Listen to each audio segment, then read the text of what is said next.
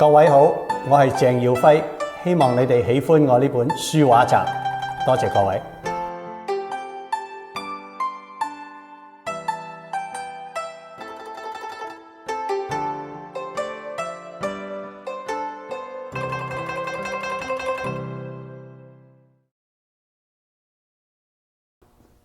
好啦，我想同各位分享下呢張嘅作品。呢張作品咧就有啲特別，你會見到個 frame 啊，呢個架咧就係用個西洋嘅架，張畫作咧就係一個山水，中國嘅山水嘅畫作。另外咧特別嘅地方咧就係中西合璧。首先係個畫嘅框同埋個畫作。東方嘅講咧，呢一張作品係一張中國嘅畫作。另外咧個框就係西方嘅畫。咁我哋嚟睇下呢張畫作係點樣構圖先。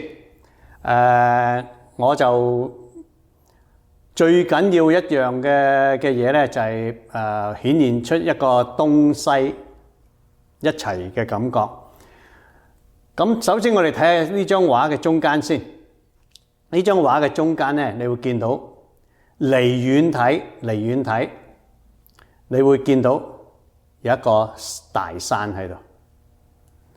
咁呢個大山裏邊咧冇乜出奇啊。咁有一個大山咁通常啲人寫畫都即係個山喺度啦咁樣。其實呢個山嘅山勢咧，你精細啲少少去睇下咧，呢一隻係一隻大嘅麻鷹，大嘅鷹嚟嘅。咁我哋睇咗呢一部分先嚇。咁呢個部分咧就係個大麻鷹嘅翼出邊睇入去，呢邊睇過去咧，呢一邊咧就係個大麻鷹嘅翼喺裏邊。我用淺色少少去分別個出邊同埋裏邊。咁然後我哋再上少少睇下先。呢一個咧我就畫咗一個鷹嘅頭喺度，就大鷹。然後咧呢一點咧就係個鷹隻眼，呢一個咧就係鷹一個大麻鷹嘅嘴。再上邊咧，我設計咗一個古字喺度，古字咧一個大嘅古廟喺上邊，喺上邊好最高嗰度啊。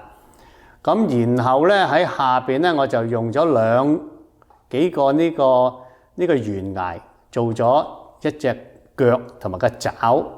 咁我哋再留心睇一次呢張畫，喺遠些少睇咧，咁我哋就見到一個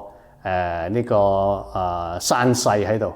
然再精細啲去睇咧，我哋就見到原來呢一隻係一個大嘅麻鷹喎。點解我咁做咧？因為我嚟到呢個美國咧就係一個大鷹做呢個標誌嘅。咁我就寫一張畫，就有啲隱晦咗個大麻鷹喺張畫裏邊，就有些少呢個中西合一咁嘅感覺。好啦，講咗呢一方面，咁我又講下其他嘅構圖先。喺我嘅右手邊，我就寫咗兩支呢個松樹。個畫嘅方法咧都唔係普通畫張一個松樹或者係點樣。我畫嘅方法咧就係用咗呢個松樹，就寫到佢好似呢個盆栽咁樣，好非常之優雅。一支係高少少，一支係低少少，兩個松針都係不同嘅松針喺度，表現咗兩種不同嘅松樹。一個高，一個低，有個陰陽嘅感覺。另外一方面咧，我就擠咗一個作者咧就喺呢一度好細嘅地方嚇，我哋好細，我哋要仔細啲去睇先睇到，企咗個橋仔上邊，就一路上，好高山大嶺咁樣。咁另外一邊咧，我就寫咗一個柳樹喺度，柳樹。好婀娜多姿嚇，婀娜多姿。再喺隔離咧，我寫咗兩筆呢個竹仔，即係竹樹咁解，竹仔。咁就另外一個山勢啦落嚟，咁就望過去咧，望過去呢度望過去咧，就用幾個碎石啦，然後擠幾筆呢個海草喺度，然後一個小小嘅海灣，小小嘅海灣，我又擠咗少少嘅樹仔喺另外一邊。擠咗一啲紅色嘅，呢個紅色橙色代表個花啦，呢度咁樣。再高少少，我就用一個配搭，表現呢度好高啦已經。咁我就擠咗幾張雲喺度啦，畫咗幾筆雲喺呢度。再高少少，去到呢個地方咧，另外一個山啦喎，一個山勢啦。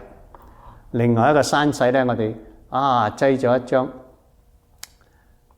松樹喺個山峰上邊，有一間小嘅茅屋，你話呢種嘅感覺，你話非常之田園嘅風味啦，可以講得。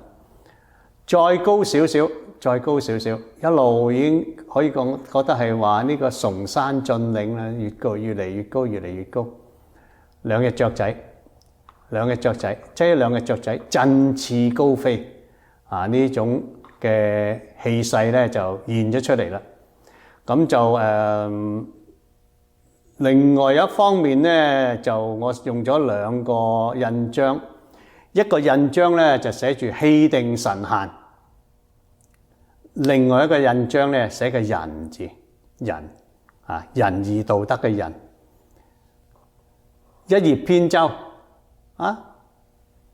呢個小嘅漁夫坐喺個船裏邊一個帆咁樣，幾自由咁樣航行緊。咁呢個係我嘅構圖係咁樣。同時我又想大家分享下我呢張詩句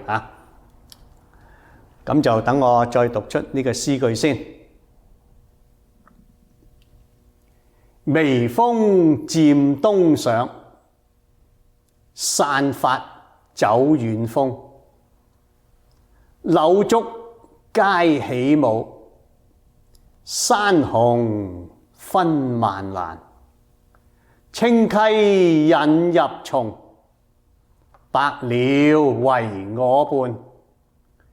天字鐘鳴響，流水靜吾心。登高細吟唱，不辨先凡間。杜玉來相問，洗盡塵華夢。興罷指還歸，喜用在乎晚。呢隻首詩咧就寫出呢個意境。希望各位喜歡我今日嘅作品，多謝各位。